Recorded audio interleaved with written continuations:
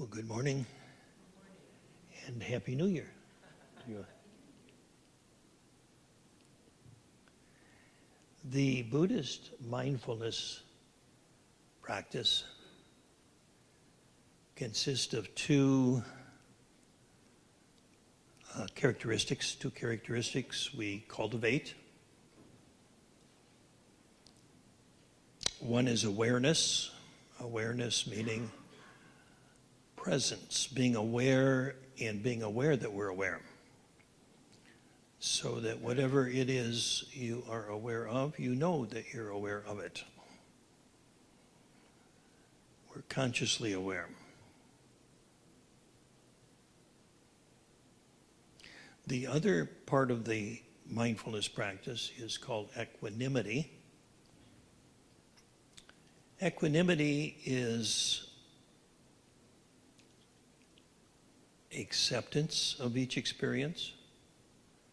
It's a non-resistance of each experience. One way to put it is that with equanimity, all moments are created equal. All experiences are created equal.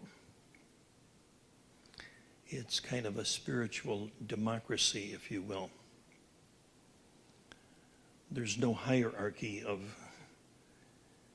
good, bad, and so on and so forth. Now the question is, do I really believe that? Do I live my life that way? Most of the time, of course, we don't. You know, there are good moments and there are bad moments. There are good experiences, there are bad experiences. There are experiences we want to hold on to. There are experiences we want to get rid of. There are experiences we want to replicate and experiences we want to avoid. That's the way the everyday mind, the ego, operates. So the idea of all experiences being created equal sounds rather strange to the ego. So that's why I want to talk about equanimity as this kind of this spiritual democracy, if you will.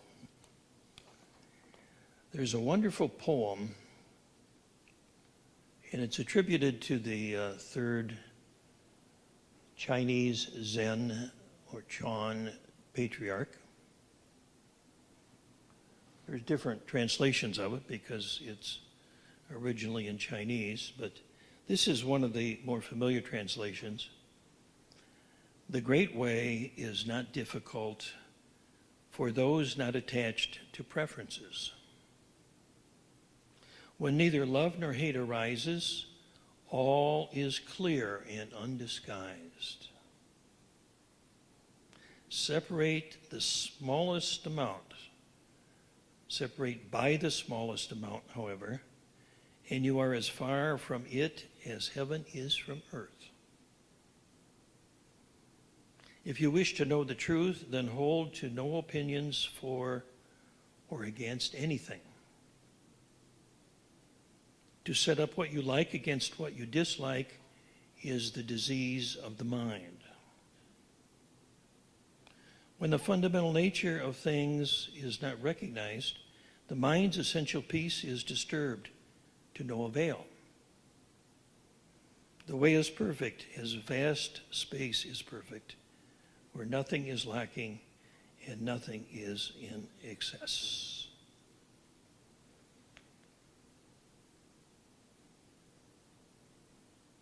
So when we hear those words, I mean, it's like it's a beautiful poem,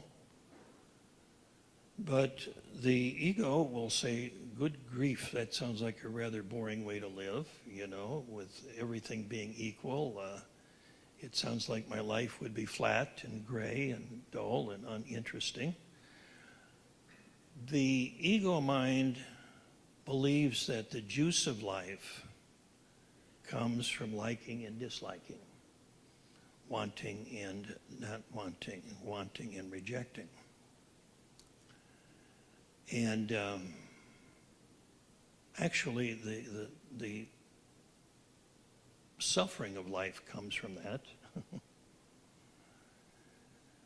Equanimity, when we experience it, is quite peaceful, very alive, and anything but boring. But to the ego, it wants to reject it right away. And perhaps when we engage the practice, we sort of pay lip service to equanimity of,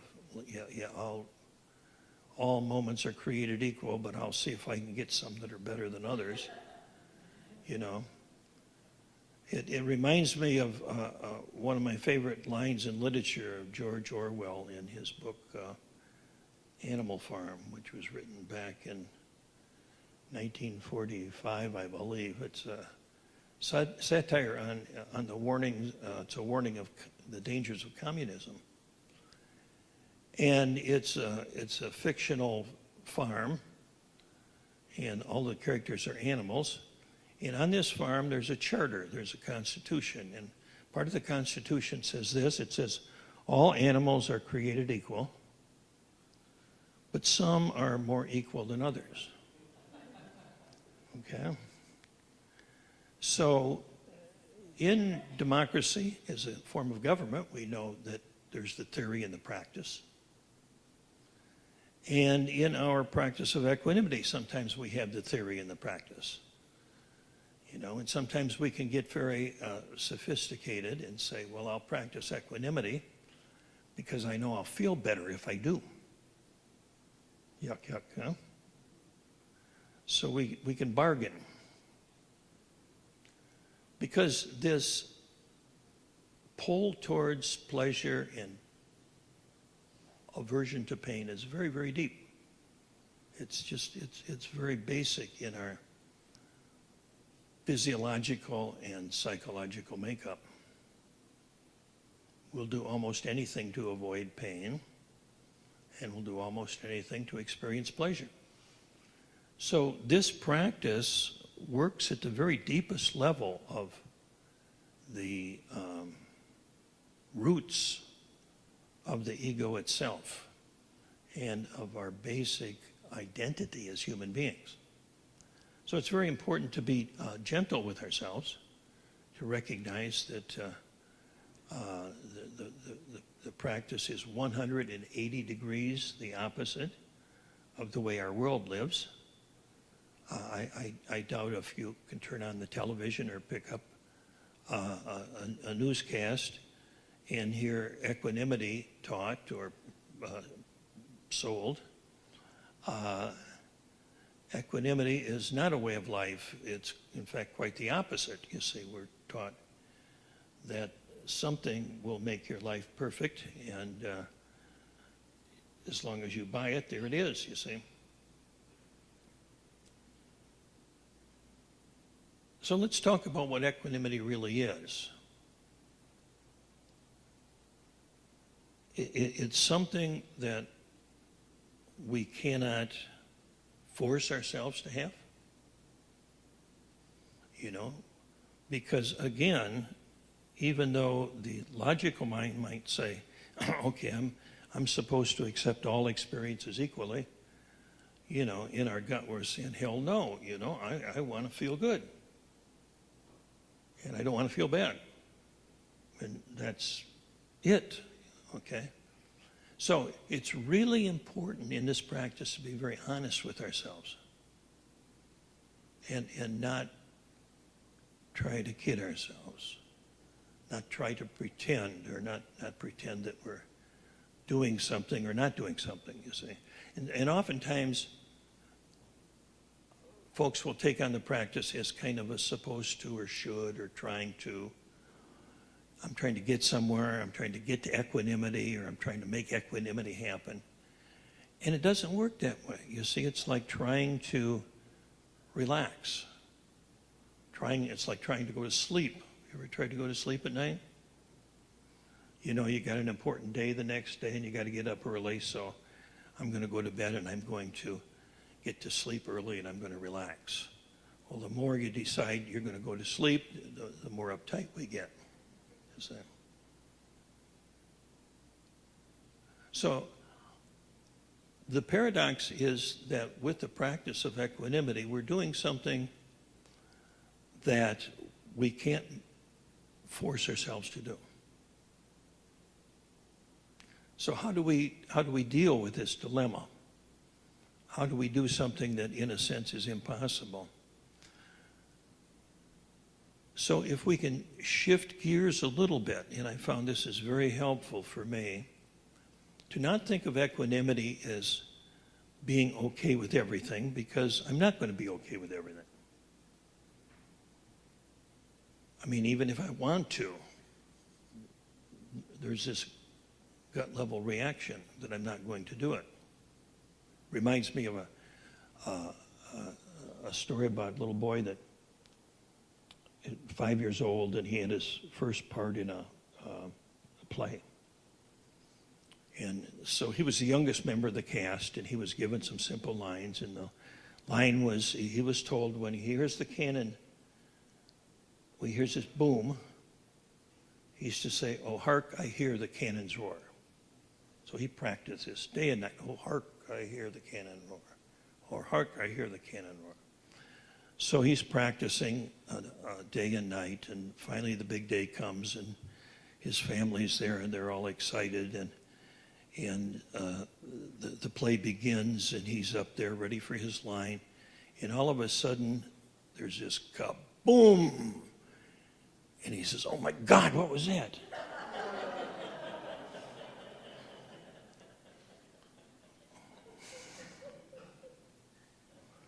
So practicing equanimity is a lot like that. You see, we can rehearse. All moments are created equal. All moments are created equal. Oh, Jesus, get rid of this, you know. What's that? Or this experience was so blissful. Obviously, I want it to come back, you see.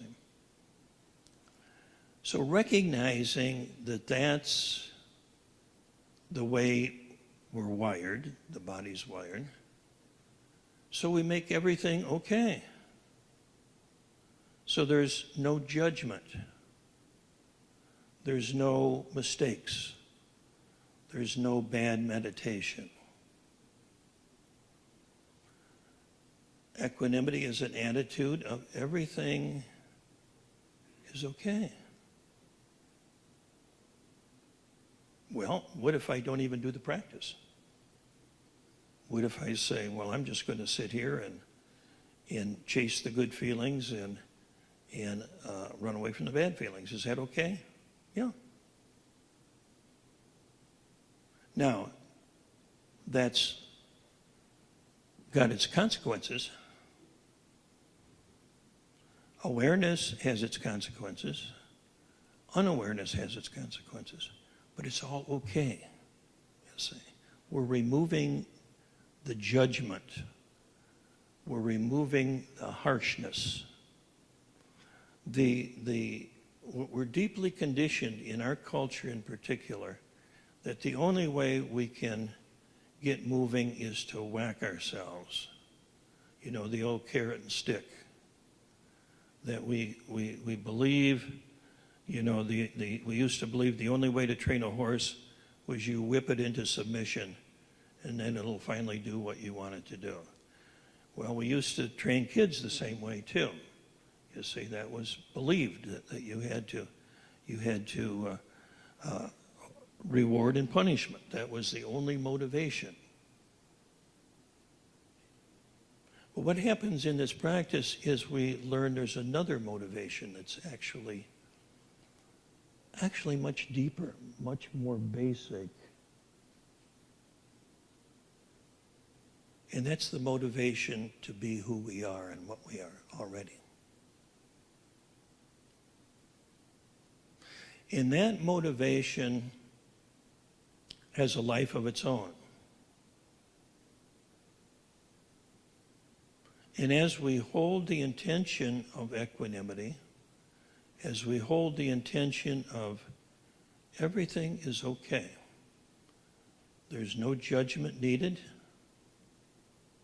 there's no punishment needed, there's no bad meditator, there's no good meditator, there's no good meditation, There's no bad meditation. There's simply the meditation that I do. That's it. All moments are created equal because there is only one moment. Now. And in this moment, it's okay. That's all there is to it, is in this moment, this is okay. It's the only moment there is. And so with equanimity, there's a lightness with true equanimity. There's a lightness. There's a unconditional acceptance.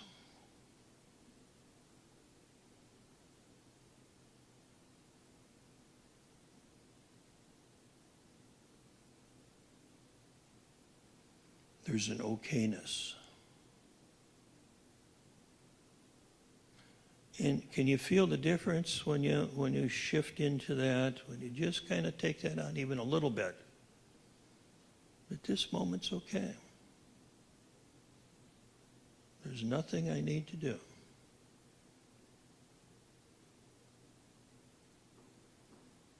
And then the other half of the practice is the intention is to stay awake, to stay present. Everything's okay. My intention is to stay awake and to stay present. There's not a trying. We are deeply conditioned to live in the belief that there are two worlds. The world that is and the world that should be. And we're constantly trying to push the world that is into the world that we believe should be. That creates tension. And that creates suffering. In the Buddhist practice, there is no should be. There's only what is. So we adopt this attitude of everything is okay, and am I awake? If I'm not, then let's wake up. Let's come back to the breath. Let's come back to the body. That's all there is to it. There's no right, there's no wrong, there's no good, there's no bad, there's no should, there's no shouldn't. Either I'm doing the practice or I'm not doing the practice. And so the practice is about creating an atmosphere of love, caring, okayness, but not indulgence. You see, we tend to think of okayness as, well, they're going to be late. I'm going to be lazy. You see, if I tell myself I'm okay, I'm going to be lazy. And there again, that's often the way we treat children. Don't praise them too much because they might get a big head and they won't be motivated anymore, you see. That's the attitude that many of us grew up with. And so it becomes deeply ingrained, and we have this writing crop almost that we take to our bench. We're beating ourselves every time the mind wanders. Bad mind. And that just adds to suffering. That doesn't make it any better at all. The intention is to awaken. And awakening is not a feeling of goodness or badness or anything in particular. Awakening is acknowledging that I live in this space of everything is okay. I live in the space that can hold every experience in awareness. I live in a space where I can hold everything in awareness without accepting or rejecting anything in particular. It's somewhat like, for those of us that have had children, particularly if we've had more than one child, we love our children. We love them all equally. they're all different, yet we love them all. We don't always feel love for them. Sometimes we can be rather angry at them. And yet we love them. I remember one time when one of my teenage sons was out all night, one of many nights when he didn't come home, and my wife and I were worried, et cetera, and so we finally tracked him down, or he tracked us down, I forget which, and I said, "Are you okay? Are you okay?" And he says, "Yes, I am." And I said, "Oh, thank God, I was really worried." So, no, get home, because I want to kill you when you get here, okay? All right? So that's the feeling, I didn't feel, I felt love for him, and yet at the same time I felt a lot of anger for him, against him, you see. But that did not diminish the love. And so even when we have the experiences of, I don't like this, we can hold that in an environment of equanimity. It's okay. It's okay to resist. It's okay to not want this pain. It's quite natural. So it's not about forcing ourselves to like something we don't like, but it's making it okay to be just who and what we are in this moment, and bring that into awareness, holding each experience in our heart, and then holding the intention to stay awake. And that's the practice. And so indeed, all moments are created equal simply because there's only one moment, this moment. And this is the only moment in which we can awaken. Thank you so much.